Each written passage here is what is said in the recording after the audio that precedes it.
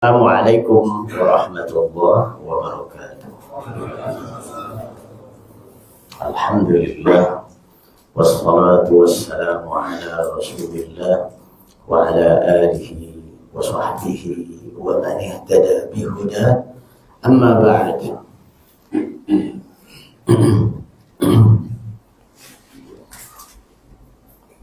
Pertemuan ketiga dalam 2 bulan ini. Kita kali ini memulai kajian kitab. Layaknya kajian kitab, semuanya pegang kitab. Tapi melihat konteksnya, domainnya siapa yang mengaji, sepertinya tidak memungkinkan masing-masing pegang kitab. Maka dari kitab saya transfer ke dalam bentuk PowerPoint. Ini untuk membantu agar penyerapan isi kitab menjadi maksimal dalam keadaan kita tidak semuanya bisa baca bahasa Arab. Metode saya dalam mengajarkan kitab ini menggabungkan antara metode baca kitab yang lazim di kalangan para ulama dengan metode perkuliahan yang memakai instrumen seperti ini, dimaksudkan agar tetap bisa efektif dan efisien. Kita perlu efektivitas, karena kalau tidak efektif nilainya samju, sama juga bohong. Bapak Ibu sudah menempatkan hari ini jam sekian untuk ini, saya pun datang dari jauh untuk ini. Lalu kalau tidak efektif, maka nilainya apa? Samjuhong, sama juga bohong. Jadi harus efektif. Yang kedua harus efisien. Kenapa? Karena waktu kita sangat terbatas. Bainal maghribi wal isya'i faqat. Between maghrib and isya. Waktu yang sebentar. Waktu yang sebentar, targetnya banyak. Antum nggak bisa baca bahasa Arab. Tadi salah-salah tulisannya aja pada diem kan. Ini saya alihkan ke sini karena tadi pada salah. Baik, nama kitabnya apa? Fiqhul Ad'iyati wal Adhkar. Fikih itu artinya pemahaman. Yang pengen ngelihat layar ke sini. Oh gitu.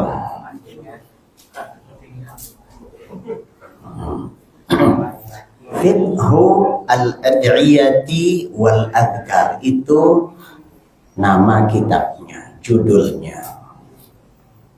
Dilihat dari judulnya berarti ini komponennya ada 3. Yang pertama adalah fikih. Fikih artinya pemahaman. Yang dipahami apa? Al-ad'iyah. Pertama, doa-doa. Wal azkar, yang kedua adalah zikir-zikir. Jadi kalau di bahasa Indonesia kan mendalami makna doa dan zikir dalam Al-Quran dan Sunnah Nabi.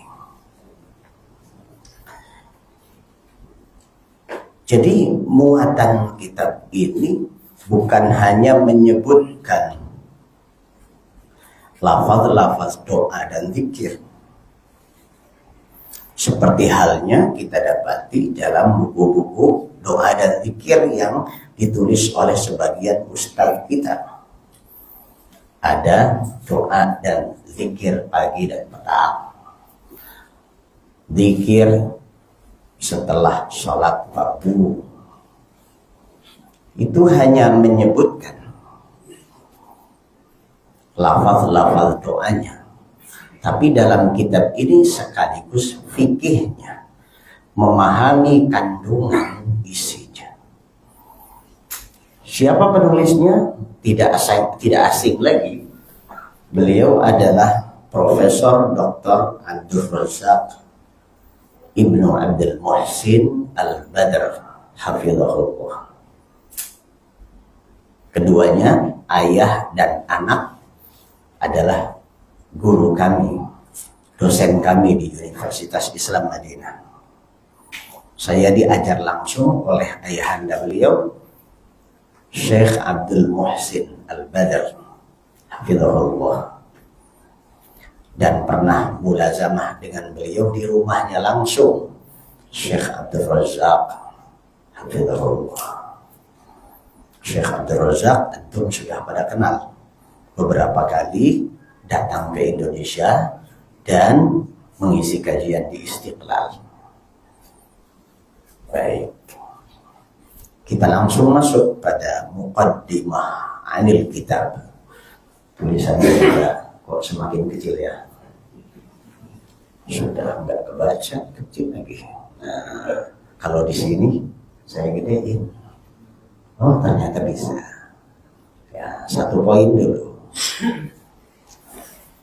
Keistimewaan kitab yang akan kita bahas ini, pertama adalah dia sebagai kitabun mu'asirun,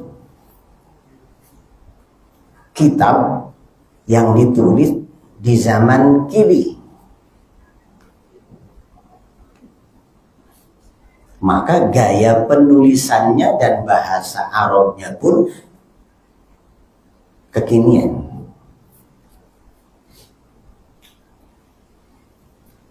Yang kedua, keistimewaan kedua adalah dari sisi tafsirun ilmi. Ini udah paling gede. Tafsirun ilmi yatamayyazu bid-diqqati fi an-naqli wa at-tafsir al-ilmi. Beliau menulis kitab ini dengan sangat teliti dalam menukil materi-materi ilmiahnya dari kitab para ulama, sehingga di dalam kitab ini terdapat banyak referensi yang seandainya akan dikulik lagi oleh mahasiswa zaman sekarang, maka akan mendapatkan faedah yang lebih besar. Kemudian yang ketiga, masadiru mawthuqah ya'tamidu ala nususil kitab was sunnah wa aqwalil ulama. Doa-doa dan zikir-zikir yang termaktub dalam kitab ini berdasarkan Al-Quran, sunnah, dan teks narasi para ulama.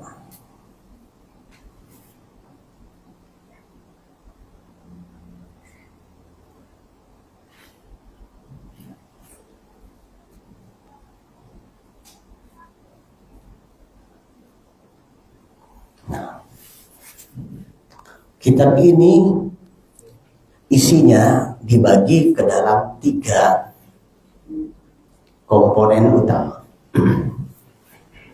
Yang pertama, beliau Profesor Dr. Abdul Razak hafizahullah, beliau menjelaskan fadailul dzikri wa ma'ani ba'dil adhkar. Beliau jelaskan dulu fadilah-fadilah berzikir, makna-makna sebagian dari zikir, seperti subhanallah, alhamdulillah, la ilaha illallah, Allahu akbar, la haula wa la quwata illa billah. Ini zikir-zikir yang asal, zikir-zikir yang pokok. Dalam YouTube saya sudah juga berusaha menjelaskan zikir-zikir yang asal ini. Mungkin nanti bisa dicari YouTube-nya Al-Ma'had TV.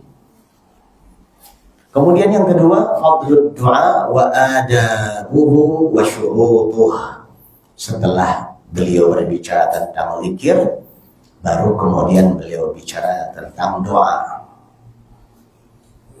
Berdoa, adab-adabnya bagaimana, syarat-syaratnya sehingga bisa mendapatkan ijabah dari Allah Azza wa Jalla. Nah, di sini perlu kita perjelas. Beliau menyebutkan ada zikir dan ada doa. Apa sih bedanya? Zikir bisa masuk ke dalamnya doa dan doa bisa masuk ke dalamnya zikir. Tapi ketika disebutkan dua-duanya, maka zikir itu konotasinya adalah doaul ibadah. Ucapan-ucapan zikir berarti ucapan-ucapan yang di dalamnya ada seruan kepada Allah, kita manggil-manggil Allah, tapi tidak disertai dengan permohonan. Kalau kita katakan Alhamdulillah, kita minta apa? Tidak minta apa-apa. Cuma muji aja. Allahu Akbar. Zikir kan minta apa di situ? Kalau ibu-ibu bilang Allahu Akbar, maksudnya apa itu? Apakah ibu-ibu minta Pak Akbar? Enggak.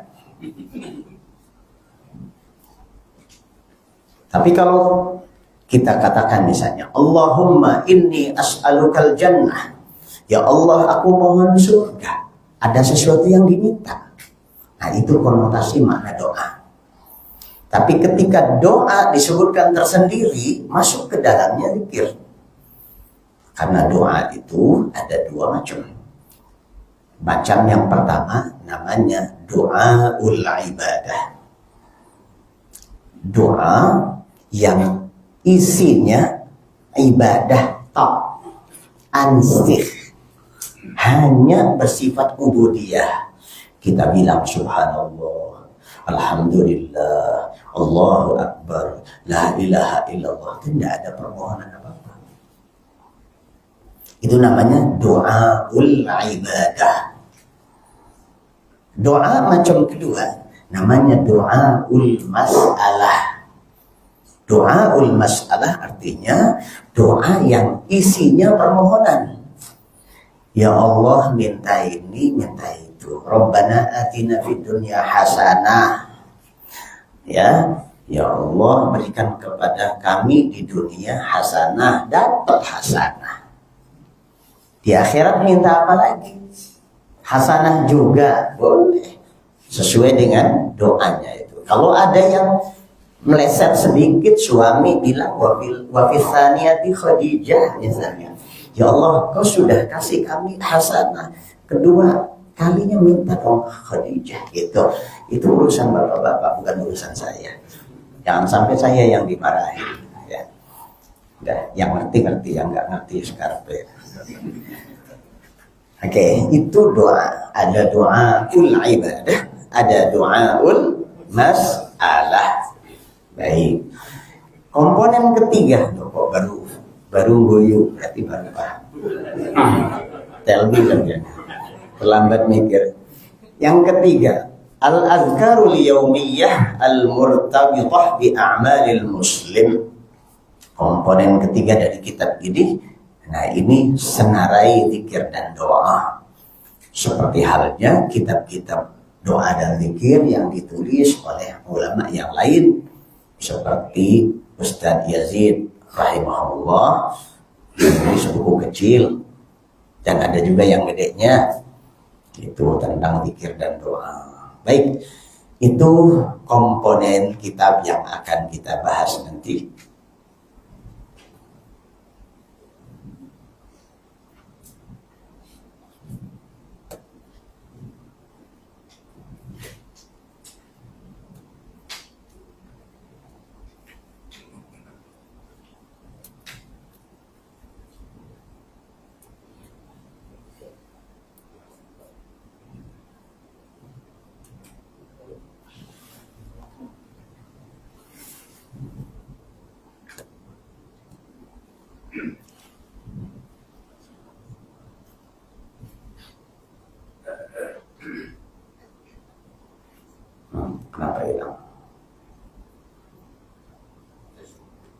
itu semua. Oh, iklan sih. Berani-berani yang iklan di kajian saya. Kenapa dia?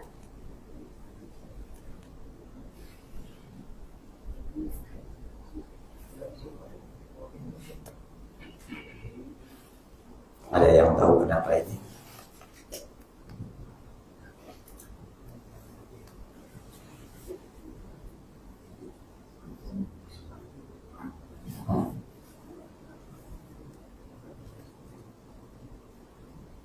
Baik. Lebih lanjut dalam muqaddimah ini saya hadirkan tentang al-qismul awal. Komponen pertama dari kitab ini adalah tentang zikir. Syekh Profesor Abdul Razak hafizahullah taala akan menjelaskan pada muqaddimahnya tentang ahammiyatul zikr, urgensi zikir. Kenapa sih penting banget kita berzikir? Perlu banget kita berzikir. Al-zikru juz'un asasiyun fi hayatil muslimil yawmiyah. Artinya yang ini, ya. Nah, kelihatan? Ya. Yang ini. Kenapa penting banget? Apa perlunya sih kita membahas tentang zikir?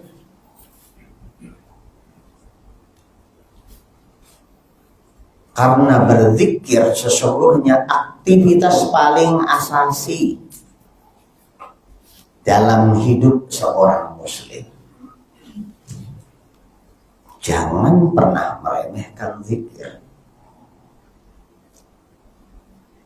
Salah satu yang menunjukkan betapa hebatnya zikir itu, ada sebuah hadis Nabi alaihi salatu wassalam. Kalimatani khafifatani 'ala lisani. Dua kata yang diucapkan ringan banget di lisan, tapi efeknya apa? Saqilatani fil mizani. Berat timbangan pahalanya di mizan, dalam timbangan akhirat nanti. Dua kata apa sih? Bicara subhanallah, alhamdulillah, subhanallah wa bihamdih. Coba menguras energi seberapa? Berapa habis karbohidrat? Berapa habis protein? Berapa habis kalori kita untuk mengucapkan subhanallah wa bihamdih? Contoh ini. Nah, sementara atharul zikr, efeknya, impactnya, manfaatnya zikir itu yu'athiru fil qalbi wal hayati bil imani was sakinah. Yang pertama, pengaruh utamanya adalah dia menambah iman dan ketenangan batin. Wis kalau batinnya tenang, adem ayem, tentrem, gelenggem, wis hidup ini apa yang dicari coba? Bapak jumpalitan sampai salto-salto nyari 1 miliar gitu? Hah? Setiap hari kerja kesana kemari pontang-panting, nyari sejumput mutiara dan seonggok berlian setiap hari, tapi tidur susah, makan ndak enak. Nah, khawatir yang di rumah gimana? Hidup penuh kekhawatiran. Apa enaknya? Hidup itu ya enak kalau sudah adem ayem, ayem, tentrem, gelenggem. Betul-betul. Nah, ini salah satu impact, efek positif dari zikir. Allah Subhanahu wa taala berfirman, "Ala bi dzikrillahi tatma'innul qulub." Ingatlah, dengan zikrullah hati menjadi tenteram, terasa lapang dada. Ya. Kemudian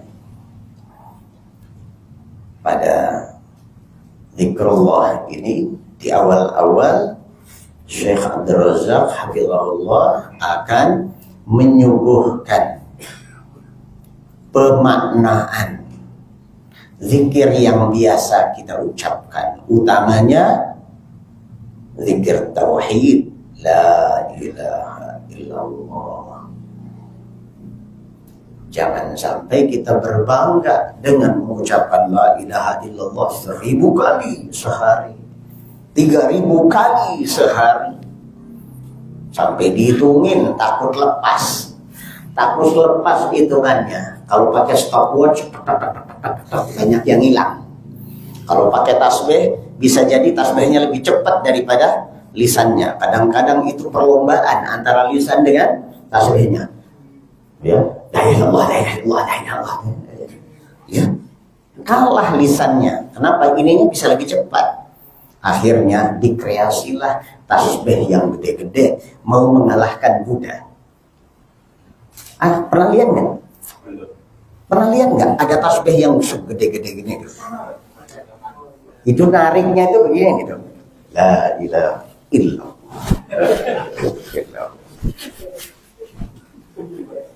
Saya pernah lihat ada di sebuah pesantren, terus di mihrabnya itu tasbih gede-gede. Mungkin dia ingin berhati-hati dalam berzikir supaya tidak terjadi seperti tadi. Subhanallah, subhanallah, subhanallah. Kan gitu. Kalau pakai biji tasbih, tapi kalau pakai yang gede itu,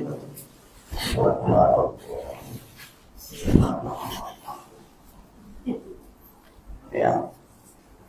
Nah, la ilaha illallah sebagai sebuah kalimat yang diucapkan jangan sampai kosong dari makna. Betapa banyak orang berbangga telah berzikir la ilaha illallah. Subhanallah. Banyak di antara ikhwan, akhwat, dikit-dikit subhanallah ya, gitu kan. Apa maknanya, kandungannya? Dan itu akan berefek ketika orang paham maknanya, akan menjadi dasar dalam pola pikir dan pola sikap. Maka perhatikan pelajaran ini sampai bisa berubah sikap. Jangan cuma sekedar bisa ngucapin subhanallah. Menempatkan subhanallah aja pada tempatnya itu perlu pemahaman. Sering saya dengar ikhwan akhwat bilang subhanallah, tapi tidak pada tempatnya. Dia takjub misalnya dengan seseorang yang punya prestasi. Subhanallah banget ya. Mana ada subhanallah banget? Subhanallah, subhanallah aja. Bangetnya nggak ada. Banget bukan bahasa Arab lagi ya. Ada subhanallah banget gitu. Itu versi tahun 2024, 2025. Subhanallah ada bangetnya gitu. Ada lagi orang melakukan kesalahan. Dia sedih. Masya Allah. Dia kok Masya Allah. Melihat keburukan kok Masya Allah. Melihat orang berprestasi malah subhanallah. Lagi piye? Penempatannya nggak jelas. Kemudian al-hauqalah. Al-hauqalah itu artinya la haula wa la quwwata illa billah. Ya.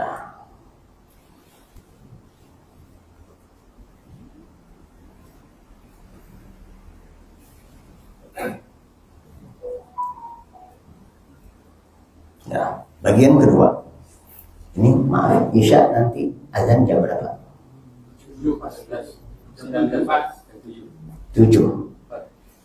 Kita punya waktu 1/4 jam. Teknisnya bagaimana? Kita begitu waktu azan, kita dengar azan. Setelah itu tanya jawab, begitu. Oke, sepaket. Al-Qismu Tsani, ya, bagian kedua dari kitab ini kita akan bahas tentang doa.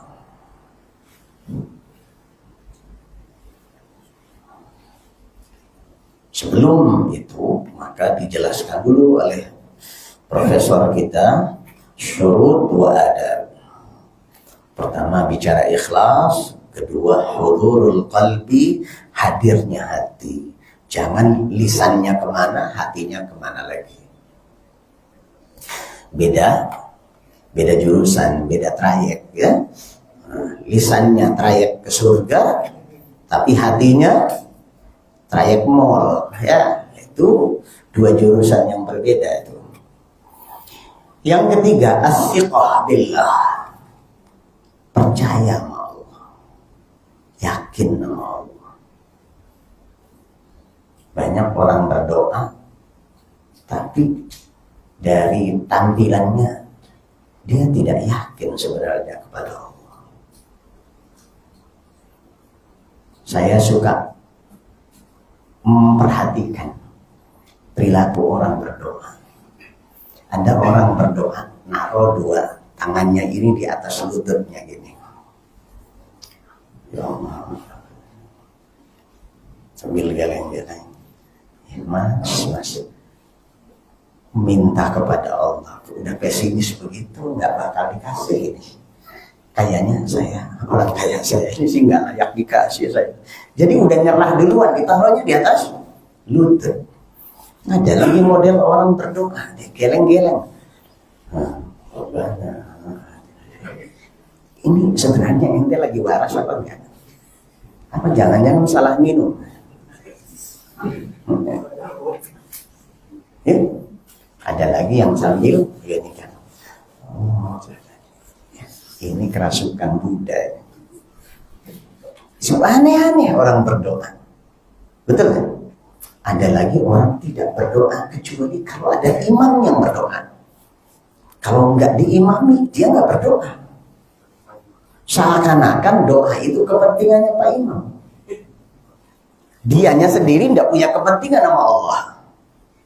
Coba, kira-kira saya ngarang omongan saya ini atau karangan tanpa fakta atau ada faktanya begitu? Benar kan? Berarti Bapak juga suka memperhatikannya. Ada di antara saudara-saudara kita kaum muslimin begitu perilakunya dalam berdoa.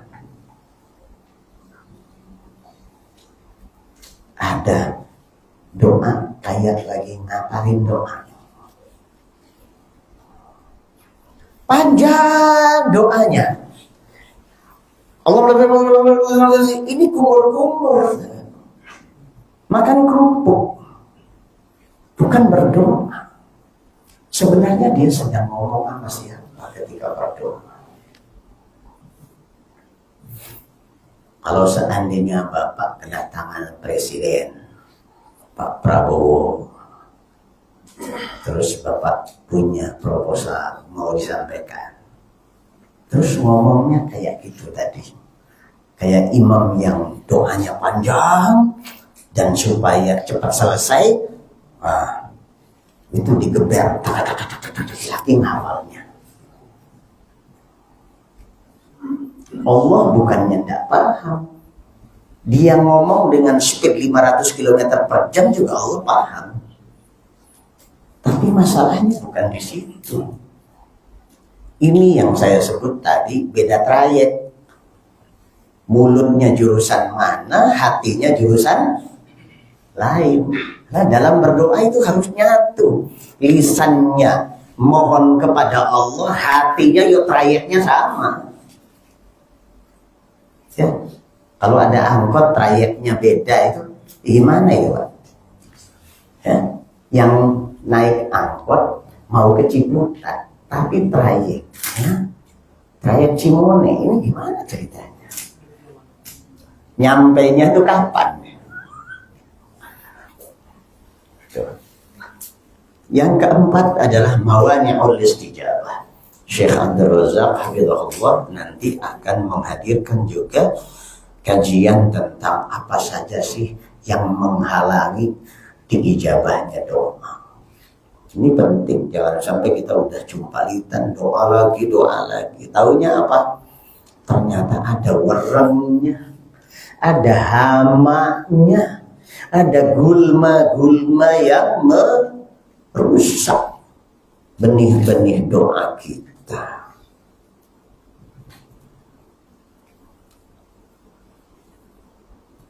Nah, ini kayak gini.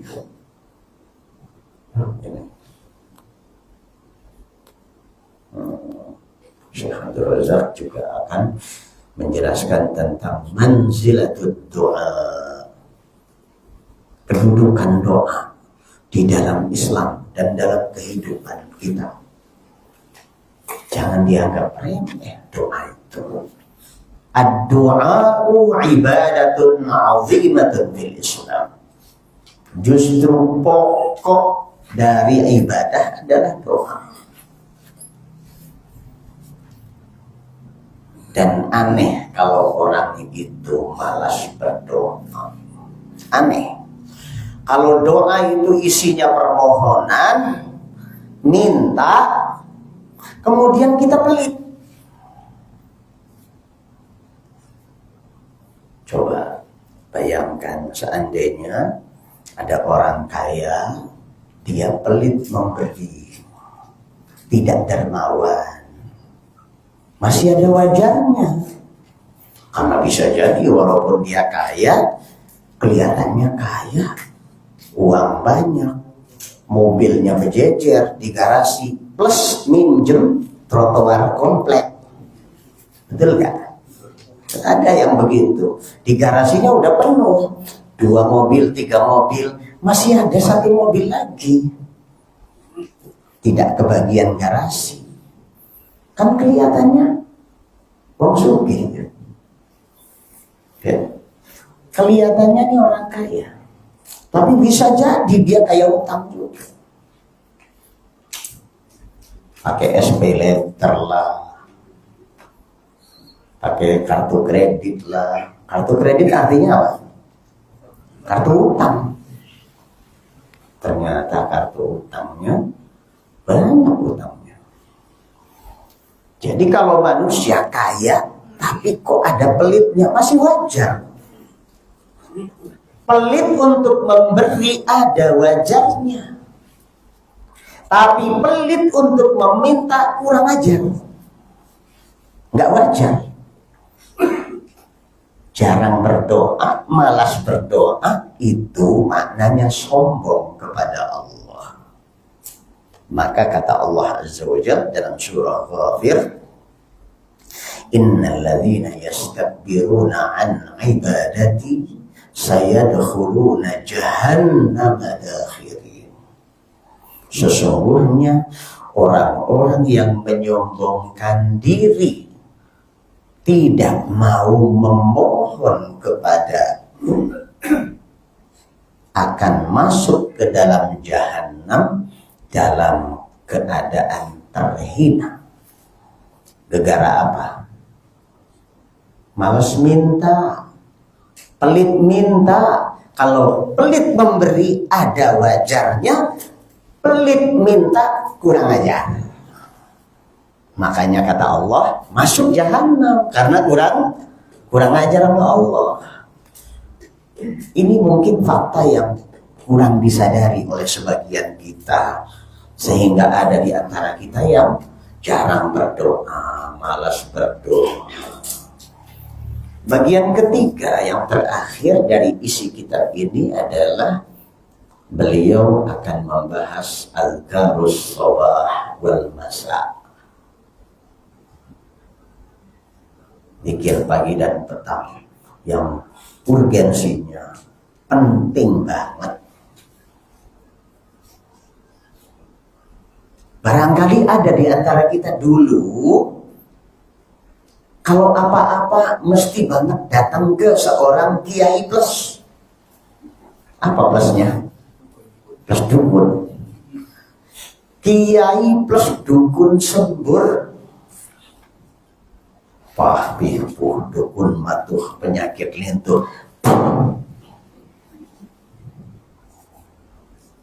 Banyak di antara teman-teman saya dari kampung saya dulu, kalau mau merantau ke Jakarta, datang ke ustadz dulu. Datang ke kiai dulu. Sampai saya punya kiai sekarang yang dulu ngajari saya Al-Quran, ngajari saya bahasa Arab waktu kecil. Sekarang setelah beliau pensiun, tidak ngajar lagi di sekolah, tidak menjadi kepala SMP lagi di sana. Sekarang beliau sudah pensiun. Saya dengar sekarang beliau sudah buka praktek. Praktek apa? Mahabbah. Apa itu?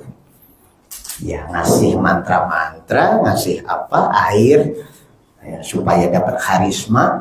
Nanti ketika bekerja di kota, dia disukai oleh majikannya dan sebagainya. Kayak gitu modelnya.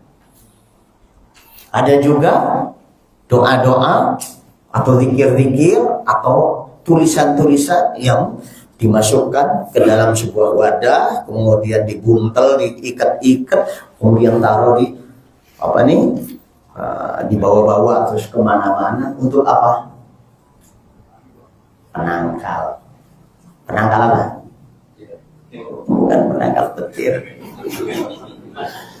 Pagar gaib katanya gitu ya.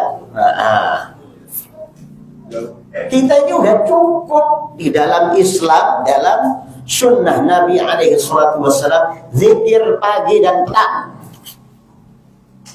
Lagu no. Wes. Harus yakin. Begitu juga azkarun naum wal istighfar. Ya, zikir sebelum tidur dan bangun tidur penting. Kemudian azkarul ukhra, zikir-zikir yang lain. Ini sekilas isi kitab. Saya akan bermusyawarahnya nanti dengan Pak Tri, dengan Pak Ferry, dengan teman-teman yang lain, pengurus, bagaimana nanti penata laksanaan kajian ini ke depan. Saya musyawarah dulu. Ya, karena ini perjalanan panjang. Ini bisa 4 tahun menyelesaikan kitab ini. Kalau sebulan sekali. Ya, tapi kalau sepekan sekali, tiap Ahad sore misalnya kita ngaji ini, mungkin setahun kita sudah bisa selesaikan. Nanti pindah ke kitab lain lagi. Yuk, itu nanti perlu dimusyawarahkan. Baik, cukup dulu. Dipersilahkan mungkin untuk adzan dulu. Setelah itu baru kita buka tanya jawab. Tafadhol.